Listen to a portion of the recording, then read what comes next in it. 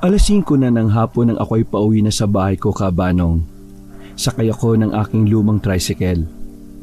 Galing ako sa aking trabaho. Isa kasi akong construction worker dito sa aming baryo. Pasipol-sipol lang ako habang nagdadrive ng tricycle. Maya-maya ay may isang babae ang tumawid sa daan. Malakas at pabigla kong naipreno ang sasakyan pero nahagip pa rin ang babae.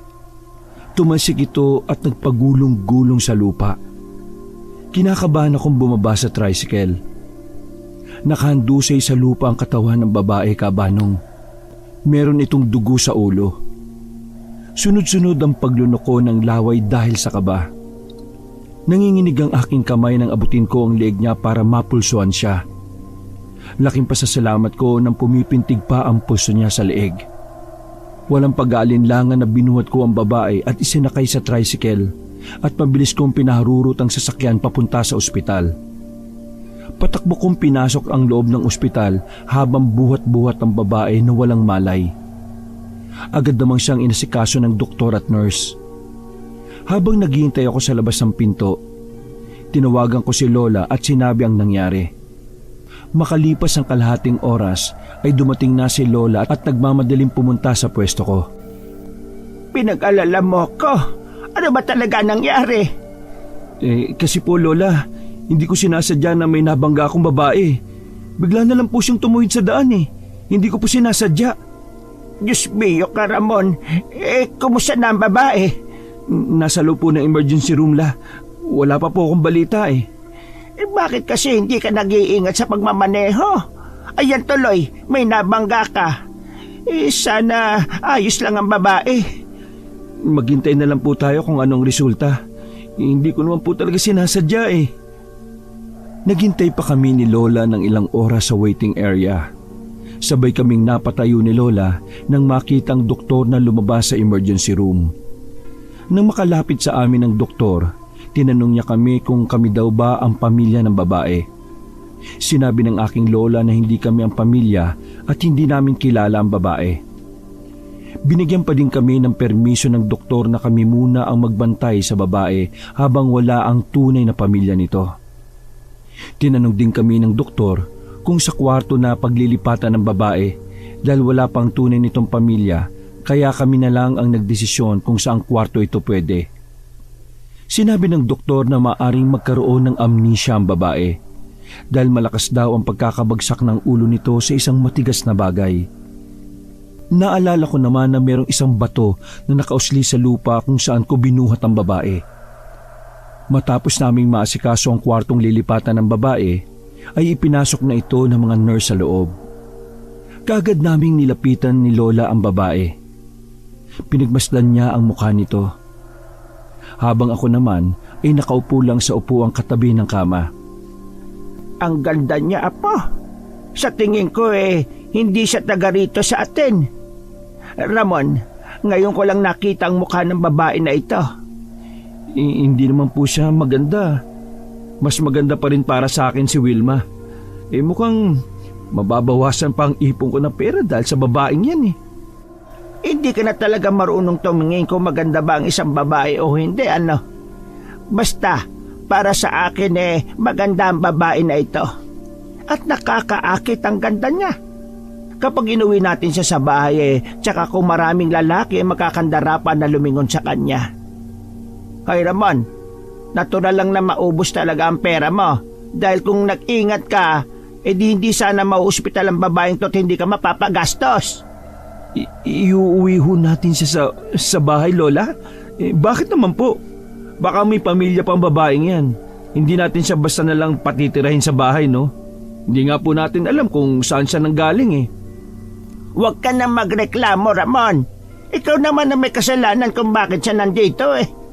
Sige, kapag nagising siya tanungin natin siya kung may pamilya ba siya. Pero kung wala o hindi niya maalala, mapipilitan tayong patirahin siya sa bahay natin. Kung hindi po sana siya tatanga-tanga sa pagtawid ng daan eh.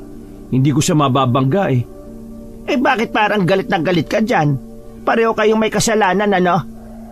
Kasalanan ng babae na yan kung bakit nandito tayo ngayon. Ay, mahati ang oras ko sa trabaho at sa kanya eh. Kinakailangan siyang bantayan dito, Lola. Hindi naman po kayo pwedeng magbantay sa kanya. Matanda na po kayo. At dapat hindi kayo napupuyat. Hayaan mo na, ako na magbabantay sa kanya. Isipin mo na lang ang trabaho mo. Oo, matanda na ako pero malakas pa itong lola mo, ano? Sige na, umuwi ka na muna at ako nang bahala sa kanya. Bumalik ka na lamang bukas para dalan ako ng damit at ang babae. Saka pagkain para sa akin. O sige po, Lola. Alis na po ako. Kayo na po munang bahala dito, ha. Kailangan ko nang magpahinga para may lakas pa ako bukas sa trabaho At para na rin may panggastos sa gamot ng babae na yan. O sige po, uwi na po ako, La. O siya, sige. Umalis ka na at lumalalim na ang gabi. Mag-iingat ka sa pag-uwi, apo ko, ha? Iniisip ko pa ang babae habang papalabas ng ospital. Sumakay na ako sa tricycle ko at pinaharurot yon. Nang marating ko na ang bahay ay pumasok na ako. Dumiretso na ako sa kusina at hindi na ako nagluto pa dahil may niluto na si Lola. Matapos kong kumain ay nilikpit ko na ang aking pinagkainan at pumasok na sa kwarto. Dahil sa pagod ay madali akong nakatulog. 4:00 ng madaling araw nang magising ako. Ayaw ko pa sanang bumangon pero kailangan dahil magluluto pa ako ng pagkain na dadalhin kay Lola. Kahit tinatamad na bumangon ay lumabas ako ng kwarto at nag-inat na mga braso. Ilang oras ang lumipas ay naihanda ko na ang dapat dalhin kay Lola. Pagkatapos ay bumiyahe na ako papunta sa ospital. Nang makarating na ako, tinungo ko ang kwarto ng babae. Nasa harap na ako ng pintuan at kumatok. Pagkabukas ni Lola ng pintuan, iniabot ko na sa kanya ang mga dala ko. Lola, kumusta na po yung babae? Ayon, wala pa rin bago. Tulog pa din siya. O sige po, La. Aalis na po ako. Dadaan po ako dito mamaya bago ako umuwi. Ay sige, apo. Mag-iingat ka sa pagmamaneho, ha? Ito nga pala yung mga gamot na dapat mabili. Naubusan kasi ang ospital ng gamot Kaya sa butika mo na lang mabibili yan. O sige po, La. O paano po? Aalis na po ako. Hindi ko na sinilip ang babae dahil naiinis pa din ako sa kanya. Lumabas na rin ako ng ospital at sinimulan ulit ang pagmamaneho papunta sa trabaho ko. Nang sumapit na ang 5:00 ng hapon, niligpit ko na ang mga gamit sa pagtatrabaho. Binigay na rin sa amin ng foreman ang aming sahod dahil araw na ng Sabado. Tamang-tama lang ito dahil may pambili na ako ng gamot. Matapos ko matanggap ang sahod ko, ay umalis na ako sa site at pumunta na sa butika. At binili ko ang gamot na nakalagay sa reseta. Pagkatapos ay pumunta na ako sa ospital. Naabutan ko si Lola na nakaupo sa upuan. Lumapit ako sa kanya at saka nagmano. O kumusta, La? Hindi pa ba siya nagkakamalay? Hindi pa siya nagigising Ang sabi ng doktor, magtatagal pa tayo dito sa ospital. Ganun po ba? Kumusta? Kumain na po ba kayo? Baka mamaya niyan hindi po kayo kumakain sa tamang oras, ha? At kayo naman ang ma-ospital. Huwag mo akong alalahanin. Kumakain ako sa tamang oras. O sige, La, hindi na po ako magtatagal. Uuwi na po ako para makapagpahinga na din po tayo. Tawagan niyo na lang ako, ha, kung may problema man po dito. O siya, sige. Ako nang bahala rito. Araw-araw ganun ang naging routine ko, Kabanong. Maaga akong nagigising para magluto ng pagkain na dadalhin para kay Lola. At sa hapon naman ay dadaan ako sa ospital para malaman kung gising na ba ang babae. 3 araw ang lumipas, nagising na din ang babae. Pagpasok ko sa loob ay naroon ng doktor para bisitahin siya. Nang matapos na ang ginagawa ng doktor ay umalis na rin ito sa kwarto. Tahimik lang ako na pinagmamasdan si Lola at yung babae. Inilalayo nito ang katawan niya kay Lola sa tuwing hahawakan siya. Ako nga pala si Lola Guada. Ako ang nagbantay sa iyo habang wala kang malay. Sino kayo? Nasaan ako? Judy ang ipinangalan namin sa iyo dahil hindi rin namin alam ang pangalan mo. Naririto ka sa ospital. Huwag ka matakot sa amin. Siya naman ang apo ko na si Ramon. Ikaw, natatandaan mo ba ang pangalan mo? Bakit ganun? Wala akong maalala. Maski ang pangalan ko, hindi ko alam. Bakit po ako nandito sa ospital? Dahil nagkaroon ka ng temporary amnesia, kaya wala kang maalala. Tumama ang ulo mo sa bato eh.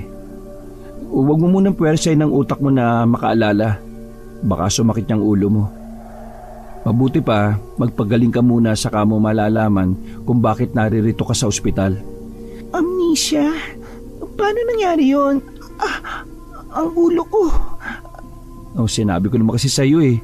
Huwag mo na pilitin na makaalala eh. Makakasama sa'yo yan. Alam kong gutom ka na dahil 3 araw kang walang malay. Kumain ka na muna. May lugaw na binili ang apo ko. Sige po, mamaya na lang ako kakain. Salamat po sa pagbibigay sa akin ng pangalan. Pasensya na po kung medyo naiilang ako sa inyo ha. Siguro po dahil hindi ko pa kayo kilala. Ay ano ka ba? Ayos lang sa akin yon. At bagay na bagay sa iyo ang pangalan na Judy. Kailan po ako pwedeng lumabas dito? Makakalabas ka lang dito kapag nakita na ng doktor na maayos ka na. Kung gusto mo mapadali ang paglabas dito, relax mo lang yung utak mo at huwag kang mag-iisip ng kung ano-ano. Baka masyado ko na kayong naiistorbo.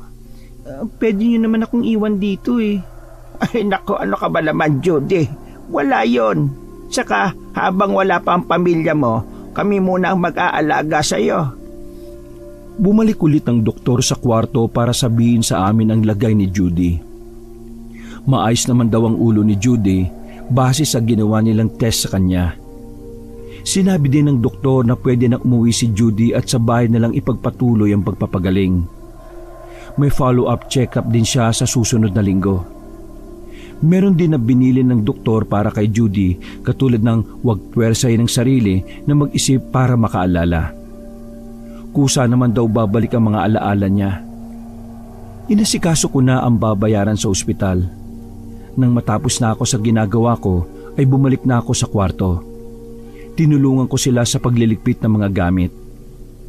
Lumabas na kami sa ospital at umuwi na ng bahay. Inabutan na kami ng gabi sa daan, Kabanong. Sa hindi inaasahan, nagkaproblema ang tricycle. Bigla na lang itong namatay at nahirapan akong paandarin. Ano bang problema, Ramon? Bakit tayo huminto? Nagkaproblema lang po ang tricycle, Lola. Saglit lang at aayusin ko. Lola Guada, aso po ba yung nasa unahan natin? Oo nga. Kakaibang aso naman yan, Judy ah. Ang laki masyado. Ay, Ramon, tingnan mo yung aso na yan ah. Papalapit siya dito sa pwesto natin. Paalisin mo nga. Nakakatakot eh, parang susugod. Oo nga pula. Kakaiba mga mata niya. Kulay pula. Umalis na tayo, Ramon. Parang delikado ang aso na yan. Sinubukan kong paalisin ang aso, Kabanong, pero hindi ito umaalis. Kaya naman sa inis ko ay dumampot ako ng malaking bato at binato ang aso. Tinamaan ito sa ulo. Kumahul ito ng napakahaba at napakalakas. Habang tumatakbo paalis ang aso, sumakay na ako sa tricycle at pinandar ko na ito uli. Sa ilang padyak ko ay umandar na rin sa wakas ang makina. Nagpatuloy kami sa biyahe. Lumingon pa ako sa likuran namin at nakita kong merong humahabol sa amin na aso. Hindi lang ito nag-iisa kundi 3 sila. Hindi ko na yun pinansin pa dahil baka bumagal lang ang pagpapatakbo sa tricycle o di kaya saan makaliko kaya tinuon ko na ang atensyon sa daan. Sa awa ng Diyos, nakarating din kami sa bahay. Natanaw ko pa ang 3 aso. Lumakad na ito papalayo at parang papunta sa kakahuyan. Sobra akong nagtataka dahil nagawa pa kaming habulin ng mga asong yon nang di man lang napapagod. Judy, ito na ang bahay namin. 2 lang kami dito ni Ramon sa bahay. Sana maging komportable ka dito sa bahay namin ha. Kung may kailangan ka huwag kang mahihiya. Magsabi ka lang sa amin ni Ramon. Isan nga po pala siya matutulog la. Hindi naman siya pwede sa kwarto ko. Hindi naman siya pwede sa kwarto ko. Maliit para sa aming dalawang kama ko. Hindi ba't malaki ang kama mo? Bakit hindi na lang si Judy ang doon at ikaw ay sa lapag na lang matulog? Naku po, Lola. Hindi na po. Dito na lang po ako sa balcony matutulog. Nakakaya naman po kay Ramon. Oh, narinig niyo po yun, La. Okay lang naman daw po siya kahit dito siya sa labas matulog. O sige po, papasok na po ako sa kwarto. Hay nako, pagpasensyaan mo na yung apo ko ha, Judy. Mainit lang ang ulo niyan. Hayaan mo at magiging maayos din ang pakikitungo niya sa'yo. Sa kusina lang ako ha, baka may kailangan ka. Puntahan mo lang ako doon. Magluluto lang ako ng hapunan natin. Ay sige po, La. Tulungan ko na po kayo. Wala din naman akong gagawin eh. O, ikaw bahala. Huwag ka lang masyadong makikilos ha, dahil bawal sa'yo. Pagpunta nila sa kusina, dumiretso naman ako sa banyo para umihi. Mula doon ay nadinig ko ang usapan nilang dalawa. Bakit ganun po ang pakikitungo sa akin ni Ramon? Para pong may nagawa akong malaking kasalanan sa kanya. Alam kong hindi mo pa dapat malaman ang nangyari sa'yo. Baka mag-isip ka na naman at sumakit ang ulo mo. Sasabihin ko sa'yo pero sana huwag kang magagalit sa kanya ha. Hindi po, Lola. Mas mabuti po na malaman ko ang lahat. Siya ang dahilan kung bakit na-ospital ka at wala kang maalala. Pero hindi niya sinasadya na mabundol ka ng tricycle niya. Bigla ka na lang daw kasing tumawid sa daan. Kaya ayun, naiinis siya sa'yo. Pero hayaan mo na siya. Lilipas din ang pagkainis niya sa'yo. Kilala ko yung si Ramon eh. Ganun po ba? Kaya naman po pala eh. Sana po mawala ng inis niya sa akin. Eto. Luto na itong sinabawan natin at kanin. Tatawagin ko lang si Ramon para sabay-sabay na tayong kumain. Sige po. Ay, Ramon! Lumabas ka na dyan at kakain na tayo. Ano po ang ulam natin, La? Niluto ko yung paborito mong ulam na sinigang. Ikaw, Judy, kumain ka ng mga gulay pampalakas niya ng resistensya. Ganun po ba? O sige, kumain na tayo. Namiss ko na itong sinigang eh. O sige po, Lola. Masarap nga po itong gulay eh. Tahimik kaming kumaing tatlo. Masarap ang pagkakaluto ni Lola ng ulam kaya madami akong nakain. Hinaplos-aplos ko ang tiyan ko dahil busog na busog ako. Si Judy na ang nagpresenta na maghugas ng plato kaya di na ako nag-abalang tumulong. Nagpaalam na ako sa kanila na mauuna na akong matulog. Pinatay ko na ang ilaw sa kwarto at nahiga sa kama. Ilang oras na ang lumipas pero hindi pa ako dinadalaw ng antok. Pagulong-gulong lang ako sa kama. Kahit anong gawin ko ay hindi ako makatulog.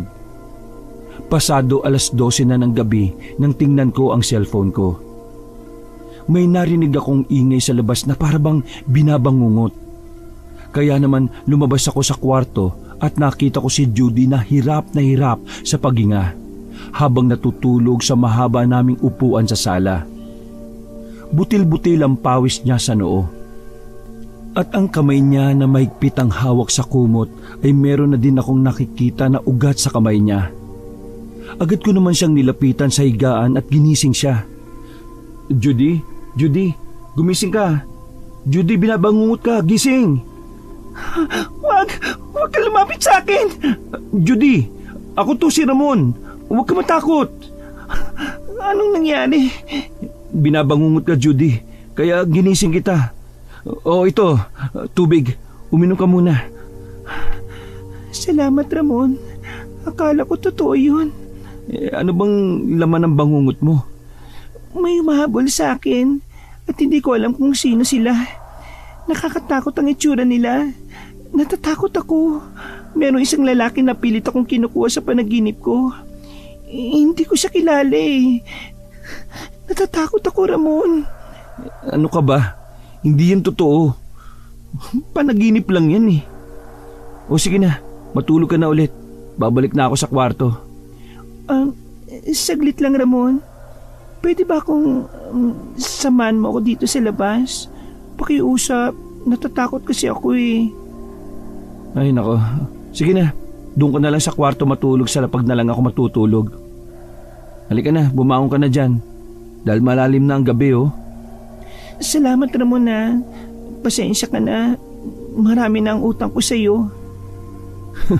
Huwag ka na magpasalamat, okay lang. Sige, diyan ka na sa kama. Ako na dito sa baba. Matulog na tayo dahil may trabaho pa ako bukas eh. Hindi ko alam kung bakit nagkaroon ako ng awa kay Judy Cabanong. Kitang-kita ko kasi sa mga mata niya na natatakot siya. Pinilit ko makatulog kahit ayaw pa ng mga mata ko. May narinig naman akong ingay mula sa bubungan. Para bang meron ng gumagapang. Isinuwalang bahala ko na lang yon. Pero nagpatuloy pa din ang ingay na yon kaya naalarma ako. Tumayo ko sa higaan ko at lumabas sa kwarto. Lumabas ako ng bahay at tiningnan ang bubungan namin pero wala naman akong nakita. Papasok na sana ako sa loob ng bahay nang may makita akong isang hayop sa isang malaking puno. Kulay pula ang mga mata nito. Hindi ko na yung pinansin pa kahit nagsisitayuan na ang balahibo ko dahil naisip kong isa na namang ligaw na hayop ang nakita kong yon. Bumalik ako sa higaan ko at natulog na. Maaga akong nagising. Niligpit ko ang higaan ko. Wala na rin sa higaan si Judy. Pumunta ako sa kusina at naabutan ko si Lola na nagkakape. Magandang umaga la. Si Judy po nasaan? Ay magandang umaga din apo. Ayun, nandun sa labas, nagwawalis. Maaga pa nga siya nagising eh. Tingnan mo Ramon oh, ang daming sumusulyap-sulyap kay Judy na kalalakihan. Alam mo naman po mga tao dito sa atin Lola. Makakita lang ng ibang mukha naiignorante na. O sige po la, lalabas lang po ako para maglinis ng tricycle. Magandang umaga Ramon.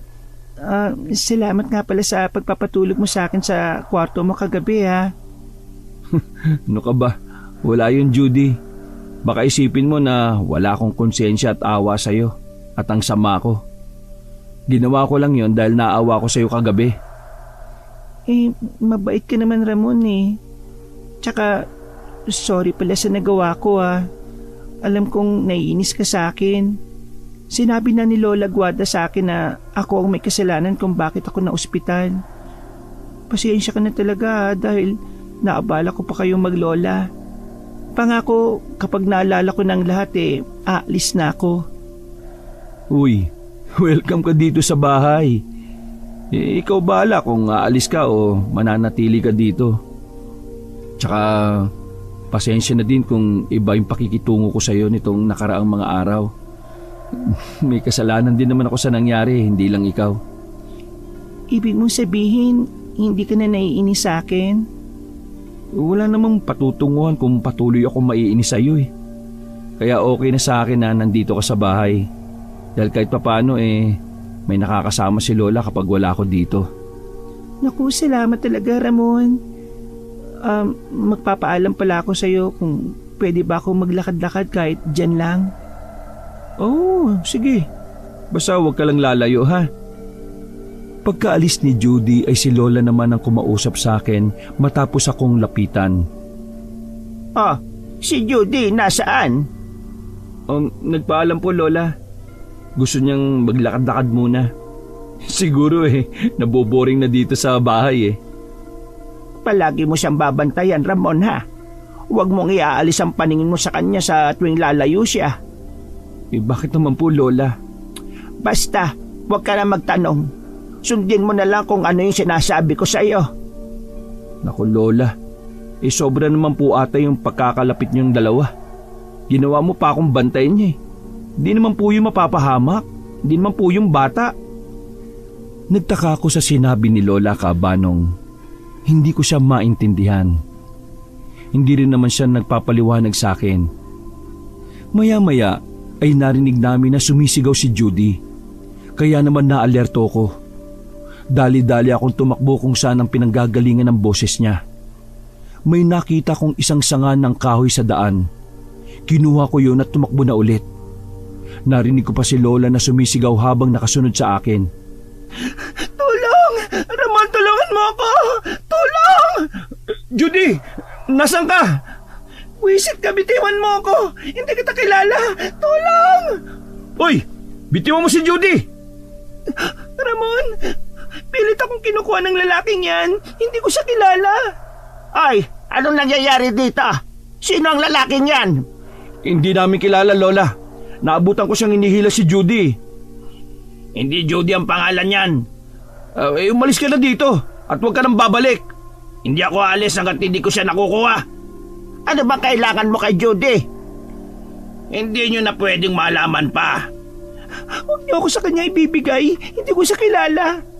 Huwag mo akong pilitin na ihampas sa'yo itong kahoy na ito. Huwag ka nang babalik pa dito. Umalis ka na. Wala kang karapatan sa kanya. Kung kinakailangan na saktan kita, gagawin ko. Sinugod ako ng lalaki, Kabanong. Napatras naman si Judy at Lola dahil sa nagpapambuno na kami ng lalaki. Tinamaan niya ako ng suntok sa sikmura, kaya napopo ako sa sakit. Nahirapan din akong huminga habang nakahawak ang kamay ko sa tiyan ko. Sumugod naman ulit ang lalaki. Biglang humarang si Judy sa pagitan namin na parang pinoprotektahan ako. Ganun na lang ang gulat ko sa aking nakita. Umangat sa ere ang lalaki dahil sinakal siya ni Judy. Hindi na makahinga ang lalaki dahil sa higpit ng pagkakasakal ni Judy sa kanya. Tinawag ko si Judy pero para itong walang naririnig. Agad naman pumunta si Lola kay Judy. Agad namang natuuan si Judy sa ginawa niya. Bumagsak ang lalaki sa lupa matapos siyang mabitawan. Judy, tama na yan. Mapapatay mo na siya. Anong nagawa ko? Lola, hindi ko sinasadya ang ginawa ko. Hindi ko alam kung bakit ganyan ka umasta. Para bang wala kang maalala. Nawala man ang memorya mo, pero hindi mo may tatago ng matagal ang pagkatao mo. Sige, aalis ako. Pero pinapangako ko, babalikan kita. Ano? Ayos ka lang ba, Judy? Oo, Ramon. Ikaw, ayos ka lang ba? Mukhang nasaktan ka kanina eh. Nako, huwag mo akong alalahanin, no? Yung kanina, paano mo nagawa yun? Paano mo siya naiangat sa ere? Hindi ko rin alam, Ramon. Bigla na lang ako nakaramdam ng galit nang makita kitang nasaktan kanina. Hindi ko alam na nagawa kong saktan ng lalaking yon. Sa tingin ko kilala ka ng lalaking yon kaya siya lumapit sa iyo. Yung lalaki na yon, siya ang laman ng pangungot ko sa tuwing matutulog ako. Siya ang nakikita ko. Parang may connection kami sa isa't isa. Mabuti pa iwasan mo na lang siya, Judy. Kung kilala ka niya, hindi ka niya pipilitin na kunin. Mabuti pa ibuwi na tayo sa bahay. Huwag ka nang lumabas ng bahay ulit kung wala kang kasama, ha, Judy? Lumipas ang 1 buwan. Hindi na din siya lumalabas ng bahay kapag wala ako. Yun ang bilin ko sa kanya. Oh, saan ka pupunta? Sa balon. Magigib lang sana ako ng tubig. Wala na kasing tubig sa kusina eh. Ay nako, dito ko na lang sa loob ng bahay. Ako na magigib. Bawal pa sa'yo magbuhat, no? Baka sumakit na naman yung ulo mo. Sasama na lang ako sa iyo sa pag-iigib. Ay, oo nga pala, Ramon. May pumunta kanina ditong babae. Nahanap ka niya eh. Nasa trabaho ka noon nang pumunta siya dito. Ha? Sino? Sinabi niya ba ang pangalan niya? Wilma ata ang pangalan niya sa pagkakatanda ko. Hindi niya naman sinabi kung anong dahilan niya sa paghanap sa iyo eh. Tinarayan pa nga ako. Hindi ko naman siya inaano. Talaga bang ginawa niya yun sa'yo? Hayaan mo, kakausapin ko siya mamaya. Sasabihin ko na huwag kang tarayan. Sige, ikaw bahala. Sabi pala ni Lola Guada, isasama niya ako sa pagbibenta ng gulay mamaya sa palengke. Ganun ba? O tara na, puno na itong balde. Aray! Ang sakit ng ulo ko. Judy, ayos ka lang ba? Ayos lang. Sumakit yung ulo ko eh. Paano? Ito kasi nadulas yung paa ko sa balat ng saging kaya natumba tuloy ako. Mag-iingat ka sa susunod. Sino ba naman kasi nagtapon ng balat ng saging dito eh? Oh, halika na. Umuwi na tayo. Madumi ng damit mo. Ipaligo mo na yan pagka-uwi. Marami naman tayong tubig sa banyo eh. Magigib pa ako ng marami para hindi ka na magtipid sa tubig. Napano ka, Judy? Bakit marumi yung damit mo? Ay, Ramon, may ginawa ka ba kay Judy? Lola Guada, mali pong iniisip niyo. Wala pong ginawa sa akin si Ramon. Kaya po marami ang damit ko, nadulas po ako sa balat ng saging sa may balon eh. Ay, gano'n ba? Wala bang masakit sa'yo? Yung ulo niya la, sumakit daw po eh. Ay, nako, Judy, mag-iingat ka naman. Baka mamaya kumapano ang ulo mo.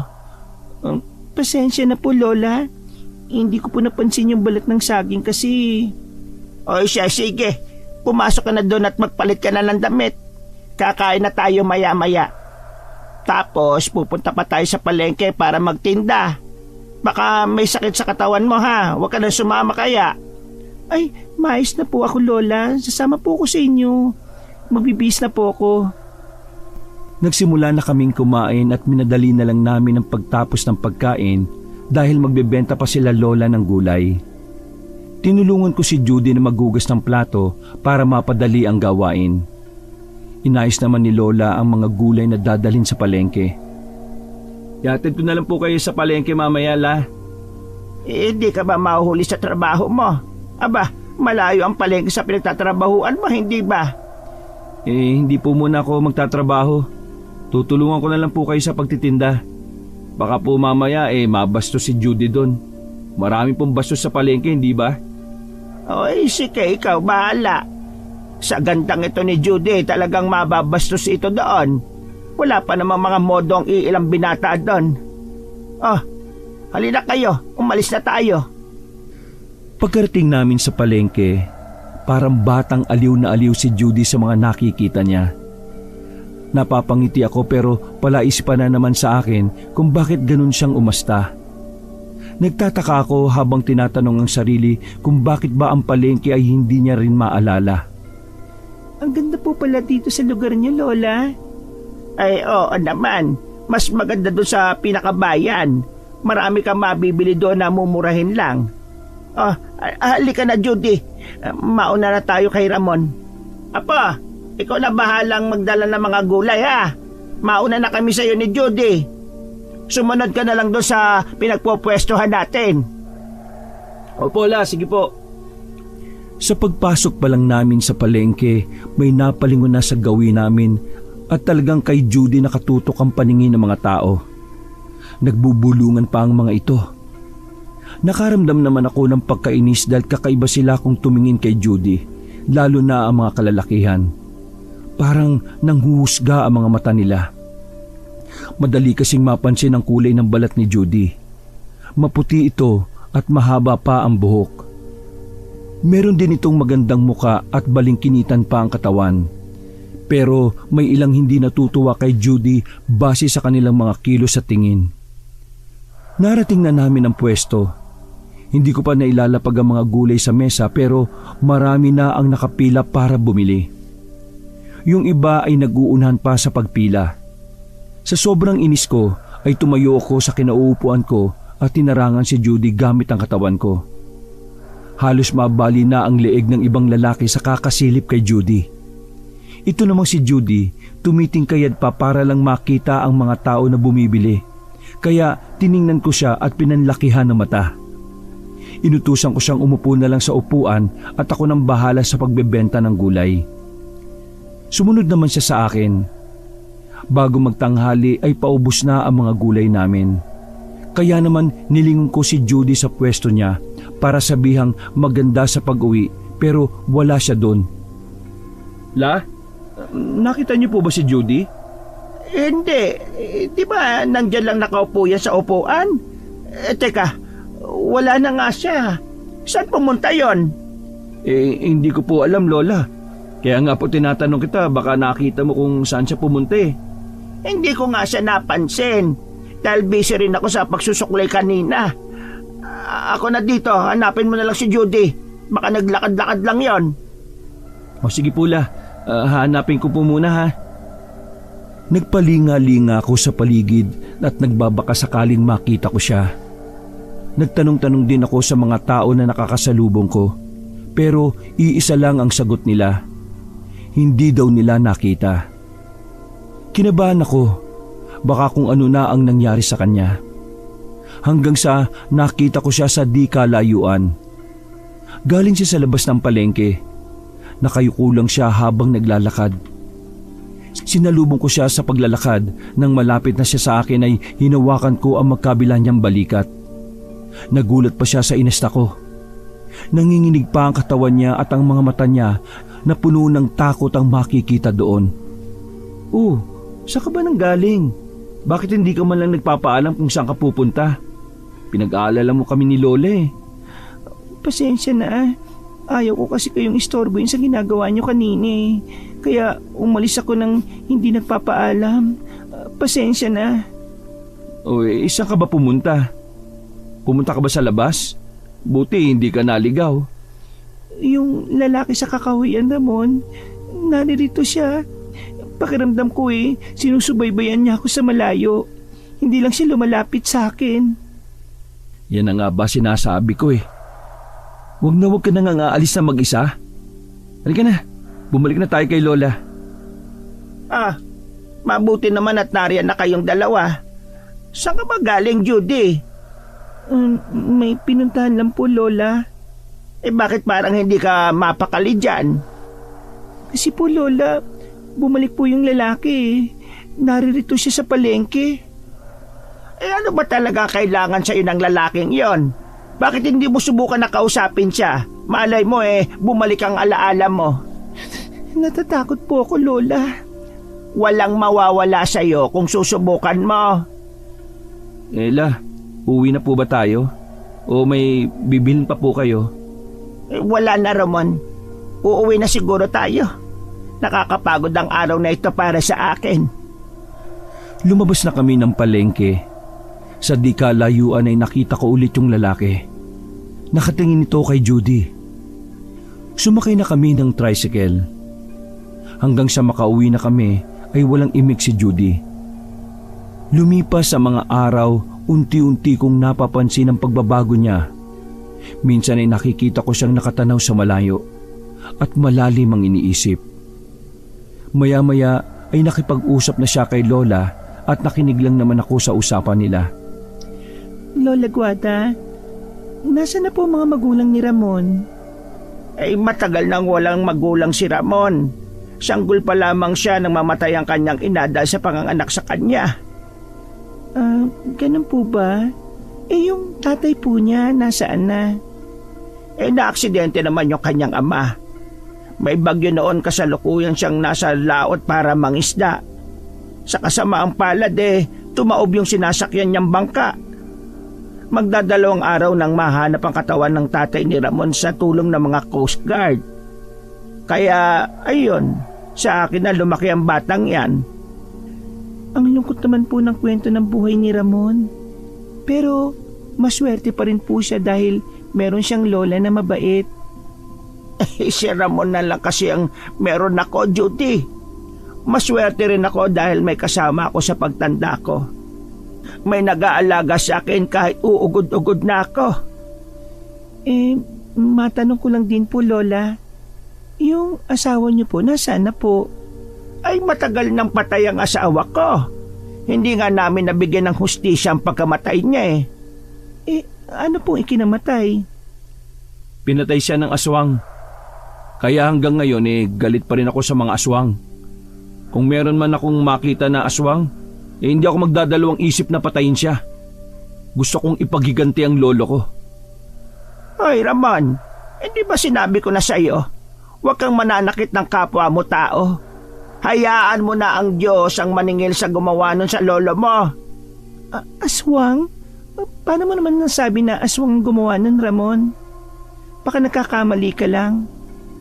Sa tingin mo, Judy, meron bang siraulo na kukuha ng laman loob ng isang tao at puro sugat ang likod ng lolo ko nang matagpuan namin? Hindi naman gawain yun ng mga adik o di kaya mga hayop. Matagal na sa lugar namin ang lolo ko. Wala nga siyang naging kaaway dito mula pagkabata niya hanggang sa tumanda siya. Totoo yon, Judy. Wakwak ang katawan ng asawa ko nang makita namin. Hindi namin matukoy kung sino ang may kagagawan nun. Kaya nga ang sabi ko dyan kay Ramon huwag nang gumanti sa gumawa nun sa lolo niya. Tsak, ikakapahamak niya lang. Lola, hindi dapat po ganun-ganun na lang yon. Pinatay nila ang lolo nang walang kalaban-laban. Kaya gaganti ako. Kahit taon na ang lumipas ay hindi ko pa rin nakakalimutan yon. Humanda talaga sa akin ang aswang na yon. Ay sige na, pumasok ka na nga sa trabaho mo, Ramon. Di ba guys sabi mo mag-half day ka? Umuwi ka mamaya ng maaga ha. Huwag ka magpapagabi. Kung saan-saan na naman napupunta yung usapan natin Uulit na naman tayo sa dati. Nagpaalam po ako sa foreman ko na hindi muna ako makakapagtrabaho, Lola. Oh, ay bakit naman? Para naman po mabantayan ko si Judy at may katuwang kayo dito sa bahay. Lalo na po ngayon, umaaligid yung lalaki na yung kay Judy mula sa malayo. Siya, ikaw ang bahala pero uutusan kita. Bumili ka na lang ng bigas doon sa binibilhan natin. Tapos mga grocery dito sa bahay. Ito ang pera. Hala, sige na, lumakad ka na. Ay, sige po, La. Aalis na po ako. Mag-iingat ka ha. Inakala nila na nakaalis na ako pero tumambay muna ako sa labas ng bahay dahil tinatamad pa akong umalis. Sa pagtambay ko, narinig ko ang usapan nila. Iniisip ko lang po yung tungkol sa mga sinabi nyo. Sa tingin nyo po ba may mga natitira pang aswang sa mundo? Ikaw ba, sa tingin mo, meron pa ba? Ano po ang ibig nyo sabihin? Mahigit 1 buwan na yung lumipas, Judy. Meron ka na bang naaalala? Meron na nga po akong naaalala. Yun nga lang po kaunti pa lang. Simula nung nadulas po ako sa may balon, unti-unti pong lumilitaw sa isip ko yung nakaraan. Pero yung iba hindi pa bumabalik Ay sige, sabihin mo sa akin, Judy. Hindi ka normal na tao, hindi ba?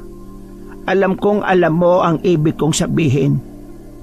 Paano niyo po nalaman, Lola Guada? Tama po kayo. Hindi ako normal na tao.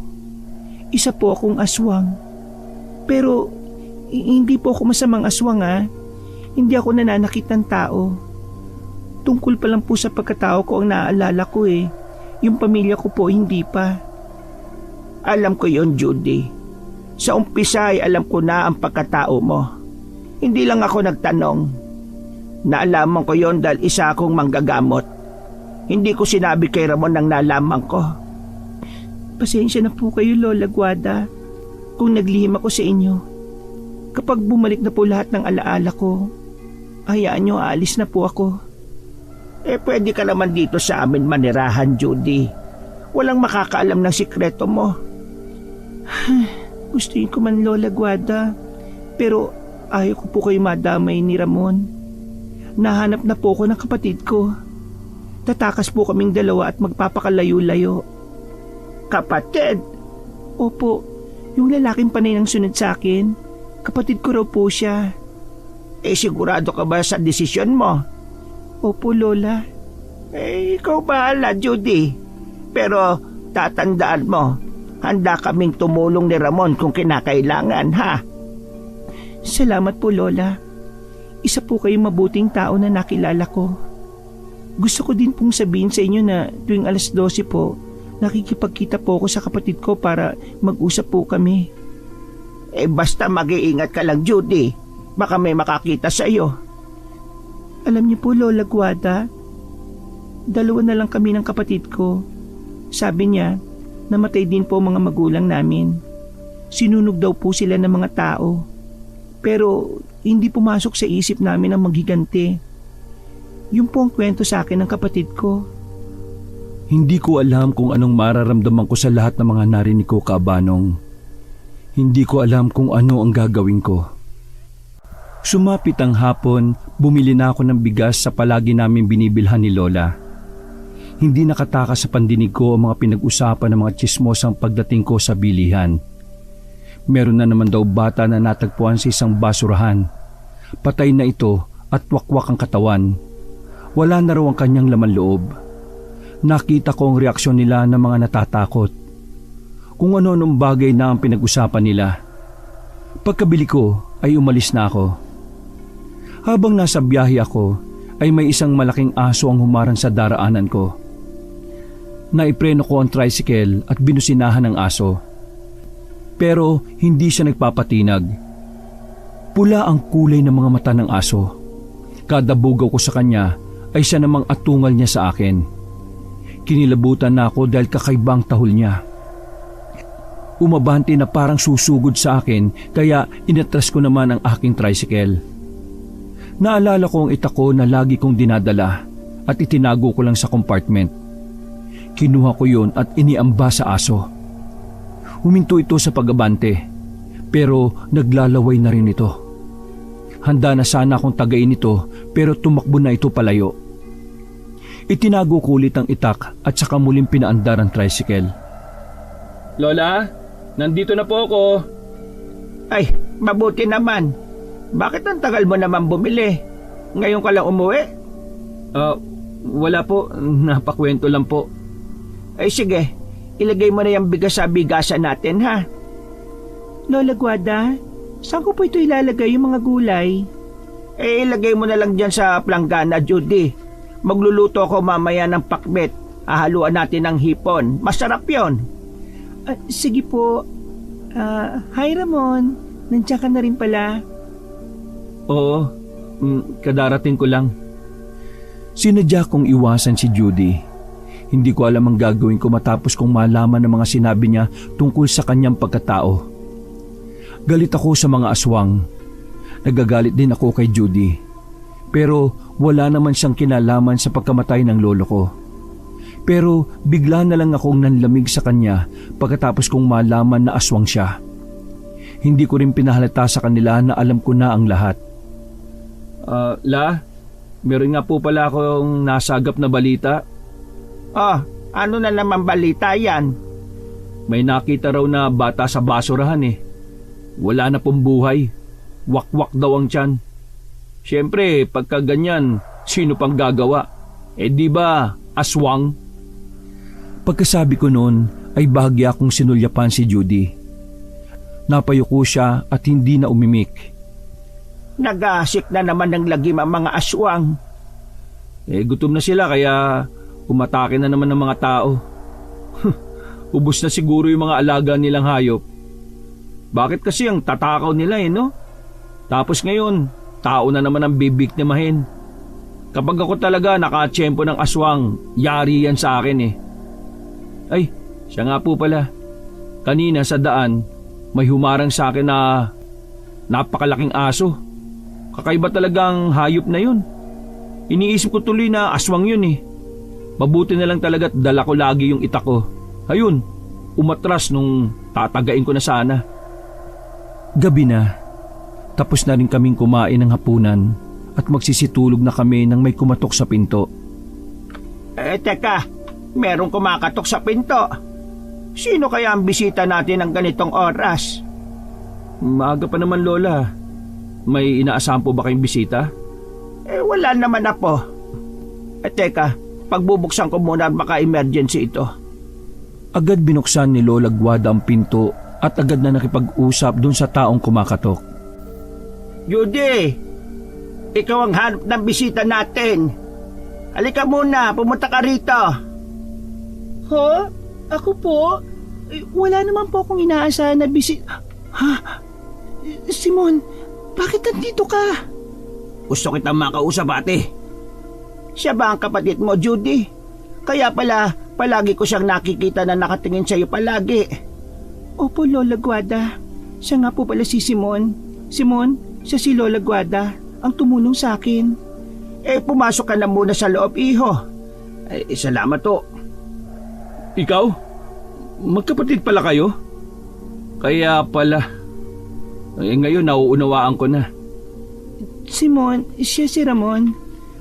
Apo ni Lola Guada, siya rin ang tumulong sa akin. Ramon, siya yung kapatid ko, si Simon. Bumalik na kasi yung ilan sa alaala ko. Itinago ko ang tungkol doon kasi iniisip ko baka hindi nyo na ako tanggapin. Nagsimulang bumalik ang memorya ko nung nadulas ako sa balon. Pasensya na, Ramon, ha. At bakit kailangan mo itago sa amin na nakakaalala ka na? Ang gusto lang naman talaga namin bumalik na ang alaala mo at nang makaalis ka na dito sa bahay. Ramon, ano ba sinasabi mo? Sasabihin ko naman sa inyo yun. Yun nga lang, hindi pa ako handa eh.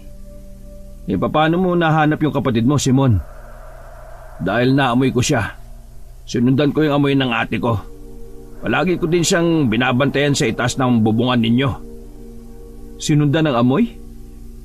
Sa bagay, ikaw pala yung palaging umiistorbo sa akin kapag natutulog. Panay ka kalampag sa bubungan na parang sinisilihan eh. Oo, ako nga yun. Mga aswang kami. Pero hindi kami nananakit ng tao. Sorry, Ramon, ha. Kung inilihim ko sa iyo ang pagkatao ko. Panahon na siguro para malaman mo na hindi ako isang normal na tao. Pasensya na kung itinago ko sa iyo yun. Natatandaan ko na tumatakbo ko noon sa kakahuyan para takasan si Lito, ang pinuno namin. Gusto niyang maikasal ako sa kanya, pero ayaw ko kaya tumakas ako at yun din ang gabi na nabangga mo ko. Oo, alam ko na aswang ka. Narinig ko ang pag-amin mo kay Lola. Kaya naiinis ako sa'yo. Wala na tayong oras, ate. Pati sa pagpapaliwanag sa'yo, Ramon. Ang malaga ay nalaman mo na. Kinukuha ko ng ate ko sa inyo. Salamat sa pag-aalaga niyo sa kanya, ha? Pasensya ka na, Ramon. Hindi ko sinabi sa iyo dahil alam kong galit ka sa mga aswang. Mabait na aswang naman si Judy, apo. Galit talaga ako sa mga katulad nila, Lola. Aswang ang pumatay sa lolo ko sa asawa niyo. Huwag niyo naman po yung kalimutan, La. Baka nga isa sa kanila ang pumatay sa lolo ko Huminahon ka nga, Ramon. Hindi kami pumapatay ng tao.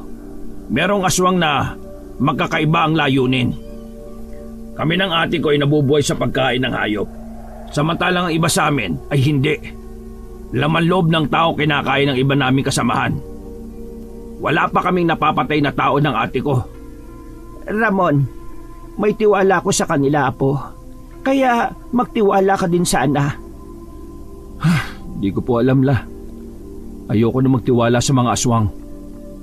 Teka, sandali. Ano yung ingay na nasa itaas ng bubong natin? Huwag kang maingay, Ramon. Mukhang nandito na sila, ate. Natuntun ka na nila. Sinundan ka nila, Simon. Sinabihan na kita na huwag kang pupunta dito dahil delikado. Tingnan mo, Simon. May nakikita ko mga nakatago sa banda ron, Inilalagay niyo lang ang buhay namin ang lola ko sa kapahamakan Pati ng ibang mga tao dito. Huwag kang nga maingay, Ramon. Kumuha ka ng asin sa kusina at ihagis mo sa itaas. Aalis ang nilalang na yon. Sinunod ko ang sinabi ni Lola. Kumuha ako ng asin sa kusina at sinaboy sa labas ng bahay. Isang nilalang ang nakita ko sa itaas ng bubong namin. Matutulis ang kuko nito na kinakalmot pa ang bubong namin. Nang humarap siya sa akin, isinaboy ko sa kanya ang asin. Natamaan ito at umangil. Tumalon ito sa lupa at tumakbo papunta sa kakahuyan sa likod ng bahay. Pumasok naman ako sa loob habang kinikilabutan. Nandito na mga aswang. Oo, Ramon. Naririto na nga sila. Babalik sila. Alam ko yon. Kukunin ka nila, ate. Hindi titigil si Lito hanggat hindi ka nakukuha. Paparusahan ka raw sa pagtakas mo. Maya-maya ay natigilan sila na makarinig ng boses ng lalaking halimaw sa labas ng kanilang bahay. Felisa! Alam kong nariyan ka sa loob ng bahay na yan! Harapin mo ako! Huwag kang magtago sa mga hindi mo kauri! Sino yun? Felisa ang pangalan mo, Judy? Siya si Lito, ang masamang aswang. Oo, Felisa ang pangalan ni ate. Anong gagawin natin? Masyado silang marami. Tingnan mo sa damuhan. Marami pang nagtatago. Dalawa lang tayo. Harapin natin sila, Simon. Lalaban din ako. Aswang yung sumisigaw na yan Kaya lalabanan ko siya. Makaganti man lang sa pagpatay sa lolo ko. Naiinip na ako, Felisa! Huwag mong hintayin na pasukin ko ang bahay na yan at idamay ang mga kasama mo dyan. Lumabas ka, Felisa! Nandito ako, Lito. Ano ba kailangan mo? Felisa! Kahit nasa malayo ka, ay nakakabaliw pa rin ang amoy mo. Umuwi ka na. Doon na tayo sa kuweba. Salamat sa kapatid mo dahil sa kanya nalaman namin kung saan ka nagtatago. Hindi Felisa ang pangalan ko. At ayaw ko sumama sa'yo. Huwag ka na magmatigas, Felisa. Kung ayaw mong madamay ang mga tao dito. Teryong, kunin si Felisa, ang aking reyna. Huwag na huwag mong gagalusan dahil malilintikan ka sa akin. Walang sino man ang pwedeng humawak sa akin. Huwag ka na magmatigas pa, Felisa. Sige, ganito na lang. Bibigyan kita ng magandang laban. Kapag natalo mo kami, aalis kami ng kusa. Pero kapag natalo kayo, sasama ka sa akin. Kahit anong mangyari, hindi ako sasama sa'yo. Sugurin sila! Pwede nyo na silang lapain! Nanlaki ang mga mata ko nang makita ang paglabas ng mga aswang na nagtatago sa damuhan. Lumabas si Judy ng bahay at sinimulan na niyang makipaglaban. Lumabas na rin si Simon para tulungan ng ate niya. Pinatago ko naman si Lola sa kwarto para hindi siya masaktan ng mga aswang. Nagpaalam ako kay Lola na tutulong ako sa pakikipaglaban. Lumabas ako ng bahay na daladala ang itak kong matalas. Sinalubong ako ng isang babaeng aswang at inatake kagad ako ng matulis niyang kuko. Mabilis ko yung iniwasan at binigyan siya ng isang suntok sa muka. Hindi ko alam na malakas pala akong sumuntok dahil napatulog ko kagad siya. Siguro ay dahil na rin sa galit na matagal ko nang kinikimkim. Tumakbo ko papunta sa gawin ni Judy. Nakita ko mga kuko niyang mahaba at matutulis na. Pati na rin ang pangil niya ay naglabasan na rin sa kanyang bibig dahil sa haba. Sinugod ako ng isang aswang na lalaki. Nasangga ko ang kamay niya nang kalmutin ako pero nasugatan naman ang aking braso. Hinawakan ko ng maigpit ang kanyang kamay at inikot sa likuran saka siya binalian ng buto. Tinadyakan ko pa siya sa likod at napasubsob ito sa lupa. Sumugod itong muli sa akin gamit ang kaliwang kamay. Hinuli ko yon at inilagay sa lupa saka ko pinutol ang daliri na gaya ng sa manok kapag nagtatanggal ng kuko. Marami nang napatay na aswang ang magkapatid nang tingnan ko sila. Kitang-kito ko kung paano patayin ni Judy ang mga kauri niya. Pinagbababali niya ang buto at daliri ng aswang.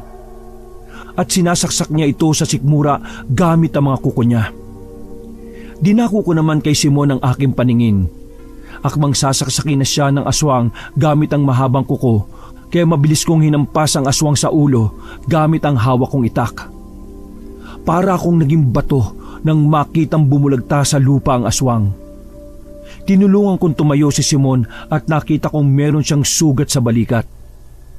Maya-maya ay nakita ko si Lola na bihag ng isang aswang at maras siyang kinakaladkad. Pagkatapos ay ibinigay niya kay Lito si Lola. Nakaramdam ako ng takot para sa lola ko, Kabanong. Pero galit naman ang nararamdaman ko sa mga aswang na yon. Tumigil kayong lahat! Kung ayaw niyong patayin ko ang matandang ito! Lola! Pakawala mo ang lola ko! Hayop ka! Pakakawalang ko lang ito kung sasama sa akin si Felisa. Ikaw lang ang kailangan namin, Felisa.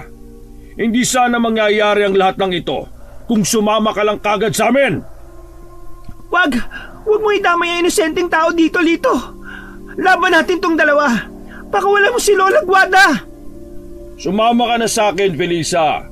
Pangako, hindi masasaktan ang matandang ito. Huwag kang sumama, Judy. Ikaw naman nasasaktan niya. Huwag kang sulsol, lalaki. Huwag mong pakialaman ang usapan namin. Hindi siya nagbibiro, Ramon. Ako ang kailangan niya. Matatapos ang gulo na ito kapag sumama ako sa kanya. Ayaw kong may mangyari kay Lola Guada. Hindi ko mapapatawad ang sarili ko. Sige, ikaw na munang bahala sa kapatid ko. Alam niya kung saan ako hahanapin. Huwag mo na akong paghintayin, Felisa! Pakiwala mo siya. Sasama ako sa'yo. Hindi mo kailangan mandami ng tao. Judy, hindi mo ito kailangan gawin. Huwag kang sumama sa kanya. Tumahimik ka, matanda! Sige na, Felisa.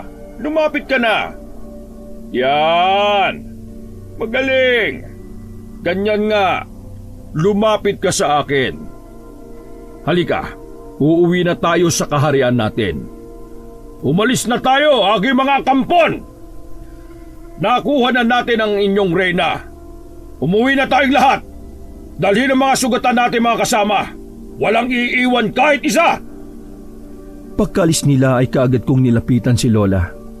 Sobrang pag-aalala ko sa kanya. Lola, ayos ka lang po ba? Hindi ka ba nasaktan? Ayos lang ako, Ramon. Pero si Judy, tinangay siya ng aswang na yon. Ililigtas namin siya, Lola. Kinakailangan natin gamutin si Simon. May sugat po siya eh. Sige, pumasok na tayo sa loob ng bahay para magamot ko ang sugat niya. Nilinis ni Lola ang sugat ni Simon pagkapasok namin sa loob. Habang ako naman ay nag-iisip kung papaano makukuha si Judy sa mga aswang na yon. Hanggang sa sumapit ang umaga ay hindi ko pa rin alam ang gagawin. Hindi pa natin mapupunta ng ate mo, Simon. Malalim pa ang mga sugat mo. Kinakailangan mo munang magpagaling. Sanay na ako sa sugat, Ramon. Hayaan mo, bukas wala na ito.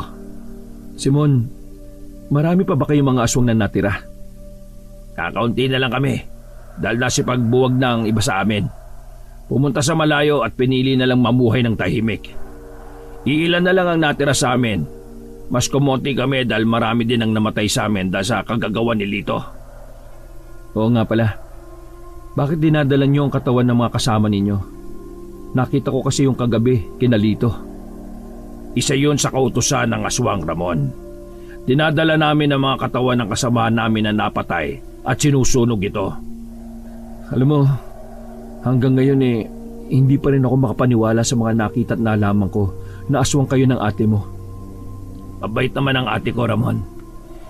Meron man sa dugo namin ang nananalaytay na pagiging aswang, pero mas gusto pa din namin ang maging normal na tao. Mamayang hapon, pwede na tayong maglakbay papunta sa kuweba ng mga aswang. Pero baka hindi mo pa kaya, Simon. Masyadong malalalim ang sugat mo. Baka mamaya dumugo yan. Para sa akin, maliit lang naman itong sugat ko. Ang mahalaga ay mailigtas natin ang ate ko. O sige, ikaw ang bahala, Simon. Huwag ka nang pumunta sa kuweba ng mga aswang, Ramon. Baka mapano ka. Delikado para sa iyo ang pumunta doon. Baka matulad ka lang sa lolo mo. Lola, alam ko pong delikado pero paano si Judy? Kaya ko po ang sarili ko. Magtiwala po kayo sa akin. Oy, sige. Basta mag-iingat ka po. O tara na, kumain na tayo. Mamaya na kayo magkwentuhan tungkol sa aswang. Kumain na kami dahil maya-maya ay magsisimula na kaming maglakbay ni Simon. Nang matapos kaming kumain, si Lola na ang naghugas ng pinagkainan. Habang ako naman ay pumasok sa kwarto. Nagpalit ako ng damit. Pinahiram ko na din si Simon ng masusuot. Sumapit ang 3:00 ng hapon, handa na kami ni Simon. Tanging itak lamang ang dala ko na armas at ang lubid na pwedeng gawing pangsilo. Aalis na ba kayo? Opo, La. Aalis na po kami. Kukunin po namin si Judy. Sandali lang, Ramon.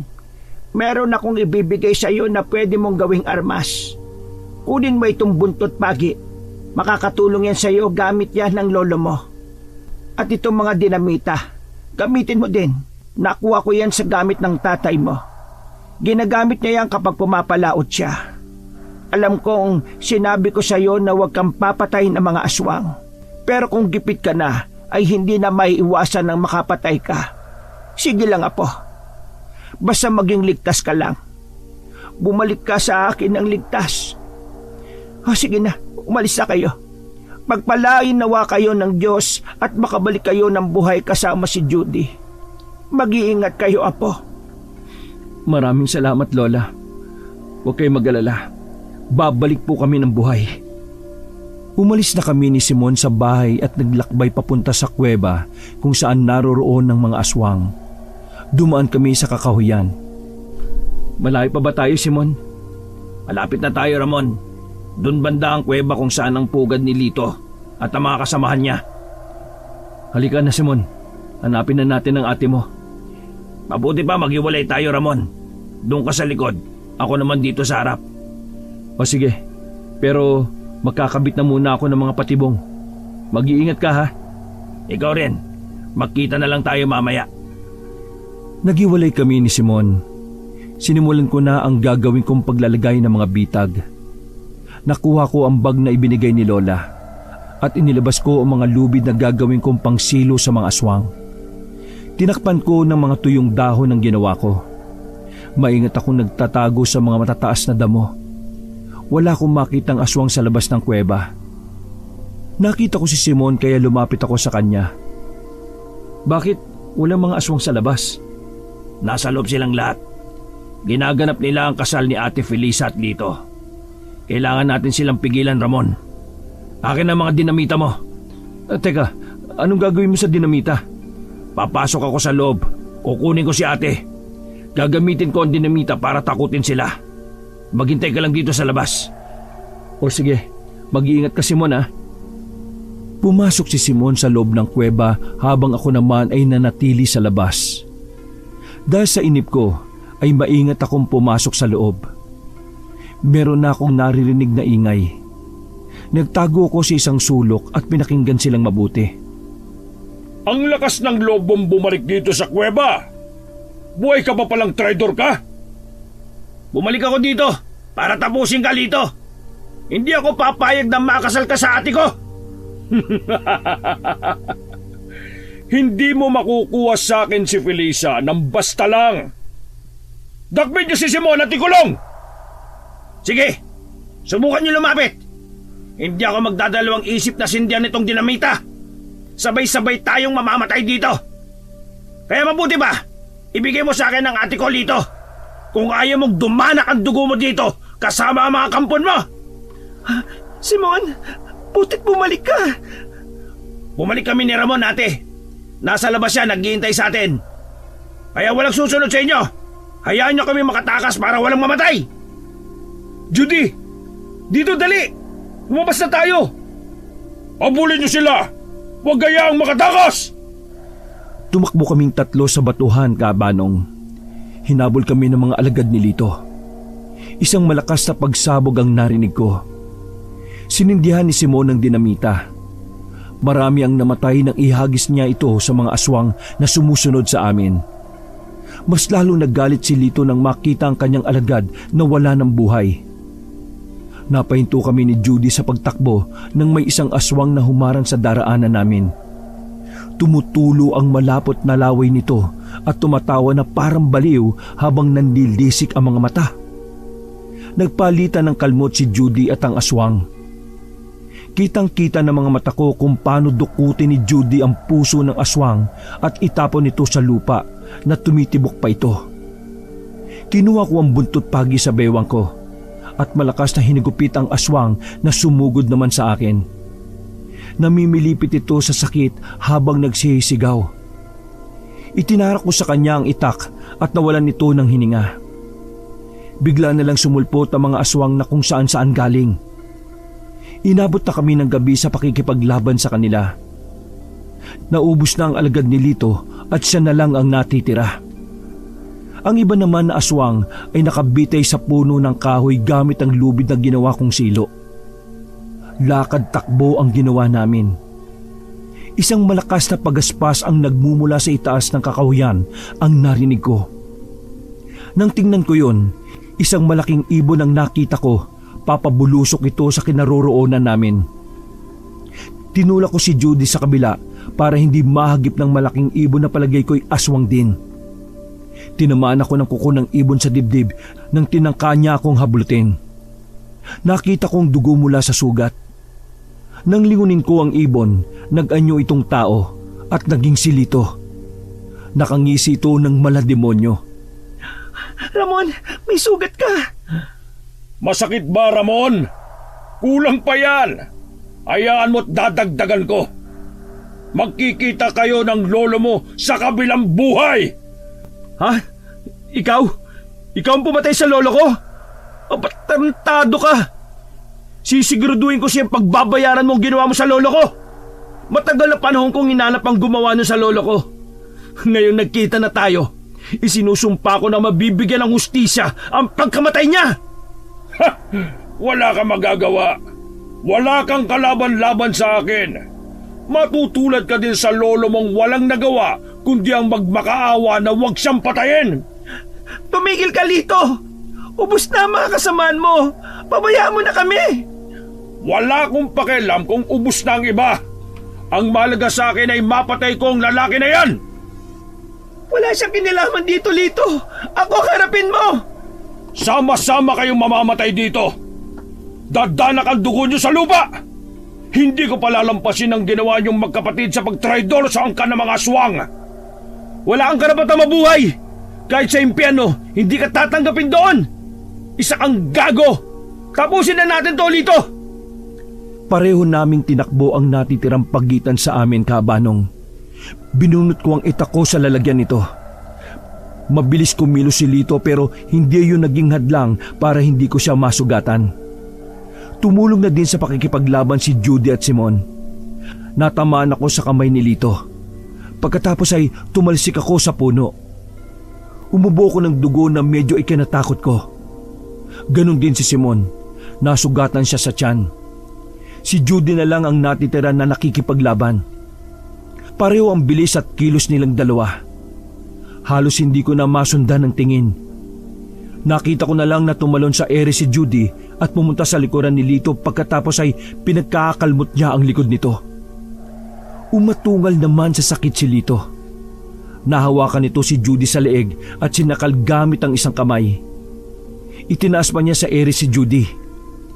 Pilit akong tumayo para matulungan si Judy. Hawak-hawak kong itak ko at buntot pagi. Kahit hirap sa pagtayo ay pinilit kong makalapit sa kanila. Itinaas ko ang aking itak at walang ano-ano'y tinaga ang kamay ni Lito. Bumagsak naman sa lupa si Judy. Narinig ko pang nagsisigaw si Lito sa sakit habang hawak ang kamay niyang naputol. Nag-anyo itong malaking ibon at mukhang tatakas. Hinampas ko siya ng buntot pagi nang makalipad siya at hindi pa gaanong nakakalayo. Tinamaan ng pakpak niya at bumulusok ito sa lupa. Nag-anyong tao uli siya na marahil ay humina na ang kanyang kapangyarihan bilang aswang. Nilapitan ko siya at pinaghahagupit gamit ng buntot pagi. Namamaluktot ito sa sakit at pumapalahaw sa pagsigaw. Hinang-hina ito ng tigilan ko. Katapusan mo ng hayop ka. Buhay ang kinuha mo, kaya buhay mo rin ang kapalit. Magdasal ka na kung marunong ka. Baka sakaling tanggapin ka pa sa impyerno sa dami ng ginawa mong kasalanan. Wag, Ramon! Tama na yan. Huwag mong dungisan ng mga kamay mo. Hayaan mong mamatay siya sa kamay namin. Hindi na yan makakatayo. Pasalamat kang gago ka. Hindi mo ako katulad ng mamamatay tao. Meron pa rin akong takot sa Diyos. Hindi ganon yun kadali. Hindi niyo ako basta-basta mapapatay. Ang kunat mo din no? Hindi ako ganon kadali mapatumba. Ngayon, sabay-sabay na kayong mamamatay dito. Mamamatay na kayong dalawa! Ang bilis ng pangyayari. Hindi natuloy ni Lito ang pagsugod niya sa amin dahil pinigilan siya ni Simon. Nakahawak ang kamay ni Simon sa liig nito habang nasa likod siya ni Lito. Pilit kumakawala si Lito. Kinuha ni Simon ang dinamita sa bulsa niya at sinindihan. Iniligay niya yon sa bunganga ni Lito. Sumabog ang dinamita sa loob ng bunganga nito kasama si Simon. Isinakripisyo ni Simon ang buhay niya sa amin. Nakaluhod si Judy habang umiiyak para sa kapatid. Nilapitan ko siya at saka niyakap. Simon, hindi maaari. Hindi pa patay ang kapatid ko, Ramon. Hindi pa siya patay. Patawad, Judy. Pero wala na si Simon. Kasalanan ko lahat. Kasalanan kung bakit namatay ang kapatid ko. Siya lang ang meron ako. Paano na ako? Kailangan mong tanggapin ang lahat, Judy. Gusto ko na lang din mamatay, Ramon. Wala na ang kapatid ko. Huwag mong sayangin ang buhay na isinakripisyo ng kapatid mo para lang maligtas ka, Judy. Tanggap ng kapatid mo ang kapalaran ng buhay niya. Tapos na ang misyon ng kapatid mo dito sa lupa. Pero ikaw hindi pa. May dahilan ng Diyos kung bakit naririto ka pa sa lupa. Ang daya naman ng Diyos niyo, Ramon. Bakit kailangan niya pang kunin sa akin ng kapatid ko? Bakit? Ang mabuti pa umuwi na tayo, Judy. Nandito pa naman kami ni Lola Guada para sa iyo eh. Magsimula tayo ng bagong buhay. Binuhat ko si Judy Cabanong at iniwan na namin ang lugar na yon. Ibinaba ko lang siya nang malapit na kami sa bahay. Mag-uumaga na nang makauwi kami. Masaya kaming sinalubong ni Lola Guada at niyakap niya kami pagkalapit. Si Simon! Nasaan si Simon? Wala na po siya, Lola. Namatay na po siya. Magpakatatag ka, Judy. Masaya na ang kapatid mo kung nasaan man siya ngayon. Tayo na, pumasok na tayo sa loob. Masaya akong makitang ligtas kayo. Hindi ko lang po matanggap ang pagkamatay ng kapatid ko, Lola. Lahat ng nangyayari, Judy, ay may plano ang Diyos. Dahil taging siya lang ang nakakaalam. Kung ano man ang misyon natin sa mundo, yan ay kung kailan niya tayo kukunin. Dahil tanging siya lang ang nakakaalam kung ano ang misyon natin sa mundo at kung kailan niya tayo kukunin. Lumipas ang 4 na buwan. Marami ang nagbago. Unti-unti na naming nakakalimutan ni Judy ang mga nangyari. Nagdesisyon kami ni Judy na magpakasal dahil pareho kami ng nararamdaman. Hindi hadlang sa akin ang pagkatao niya. Ang importante ay mahal ko siya at tanggap ko siya. Nagdalang tao si Judy sa una naming anak. Kabuwanan niya na din kaya sobrang saya ko. Makalipas ang 9 na buwan ay kabuwanan na din niya. Kaya sobrang saya ko dahil makakaanak na kami. Ang bigat talaga ng ipinagbubuntis ko. Siguro kambalang anak natin, Ramon. Kung ano ang ibigay ng Diyos sa atin, tanggapin lang natin, Judy. Aba, mahawak nga ako sa apo ko. Kahit hindi pa siya lumalabas nasasabik na akong makita siya. Kami rin po, Lola. Hindi na ako makapaghintay na makita ang anak namin. Sigurado kung maganda at gwapong magiging anak ninyo kung kambal yan. Sana nga po. Kamukha namin ni Ramon yung anak namin, Lola. Abay, siyempre naman, Judy. Kanino pa ba magmamana mga apo ko sa tuhod? O siya, babalik na ako sa loob para ihanda yung pagkain natin, ha? Sige po, Lola. Salamat po. Oh, halika nga kayo dito. Payakap naman ako sa inyo. Magsusumikap ako sa trabaho para mabigyan kayo ng maayos na buhay.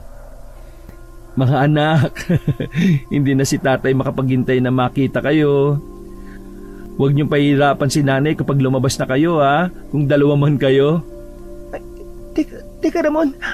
Sumasakit ang tiyan ko. Parang umihilap sa sakit. Mga anak na yata ako. Saglit lang, Judy. Tatawagin ko si Lola. Lola! Lola Guada! Bakit ka sumisigaw dyan, Ramon? Si Judy po. Sumasakit na ang tiyan. Manganganak na po yata. Ay naka, manganganak na nga siya. Tingnan mo, bumutok na yung panubigan niya. Magmadali ka, buhatin mo siya at dalhin sa kwarto. Kumuha ka na din ng maligamgam na tubig. Ilagay mo sa planggana. Ramon, hindi ko na kayang sakit. Tiisin mo muna, Judy. Itukod mo ang iyong mga paa at ibuka mo ang mga binti mo. Bibilang ako ng 3. Umiri ka, ha? 1, 2, 3, ire! Hindi ko kaya talaga. Ang sakit. Kaya mo yan, Judy. Isa pa, Judy. Isang malakas na ire ang gawin mo.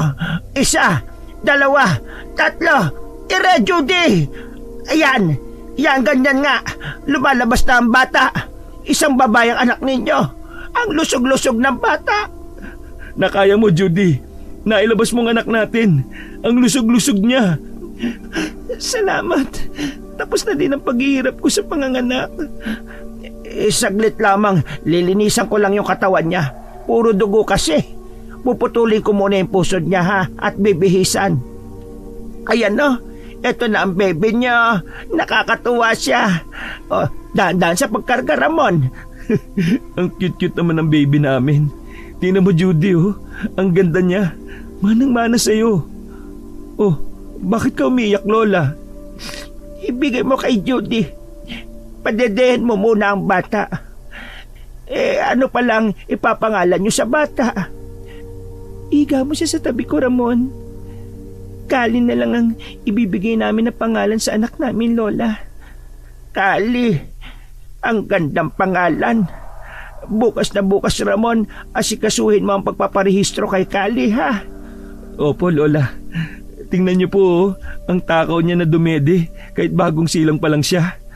Ganyan talaga ang mga sanggol, Ramon. Kapag iniluwal sila kailangan nilang uminom ng gatas sa kanilang ina. Kaya ikaw, palagi mong lulutuan si Judy ng ulam na may sabaw, ha? Para hindi mawala ng gatas. Opo, Lola. Salamat po't nandyan po kayo palagi. Hindi ko alam ang gagawin ko siguro ngayon kung wala kayo. Pasalamat tayo sa Diyos, Ramon. Dahil binigyan niya pa ako ng mahabang buhay at nasilayan ko pa yung apo ko sa tuhod. Kapag ako'y nawala, dapat palakihin niyo si Kali na maging mabuting bata, ha? Lola naman, para ho kayong napapaalam na sa amin. Nararamdaman ko na malapit na akong mawala sa mundo. Sa tingin ko nga talagang pinagbigyan lang ako ng Diyos na makita si Ramon na magkaroon ng sariling pamilya at masilayan ng apo ko sa tuhod. Sobrang laki talaga ng anak namin, Kabanong. Sa sobrang laki ang akala namin ay kambal yon, ngunit isa lang pala. Ang bilis ng panahon, 5 taon na ang anak namin. Sayang lang din dahil hindi na niya nakita ang lola gwada niya. Inatake na ito sa puso. Dinala pa namin ito sa ospital pero araw lang ang itinagal niya doon. Bumigay na ang puso niya. Masakit ang nangyari sa akin. Hindi ako handa sa pagkawala niya. Parang may kulang sa buhay ko. Pero malaki ang pasasalamat ko sa Diyos dahil nandiyan na ang pamilya ko. Hindi na ako nag-iisa. Araw at gabi kinukwento ko palagi kay Kali ang lola gwada niya. At siyempre, hindi ko na ikinuwento sa kanya ang tungkol sa mga aswang. Tuwing linggo ay pumupunta kami sa simbahan para humingi sa Diyos ng kapatawaran at proteksyon sa lahat ng masasama. Pagkatapos namin magsimba, ay dumadalo kami sa puntod ni Lola at Lolo. Pati sa puntod ng nanay at tatay ko. Namuhay kami ng pamilya ko na masaya. Ibinoon namin ni Judy sa nakaraan ang mga nangyari noon na masalimuot. Walang ibang nakakalam ang tungkol sa pagkatao ni Judy, tanging kaming 2 lamang. At magiging bahagi na lang ng kwento ang aming nakaraan. Wakas. 5:00 na ng hapon nang ako'y pauwi na sa bahay ko, Kabanong. Sakay ako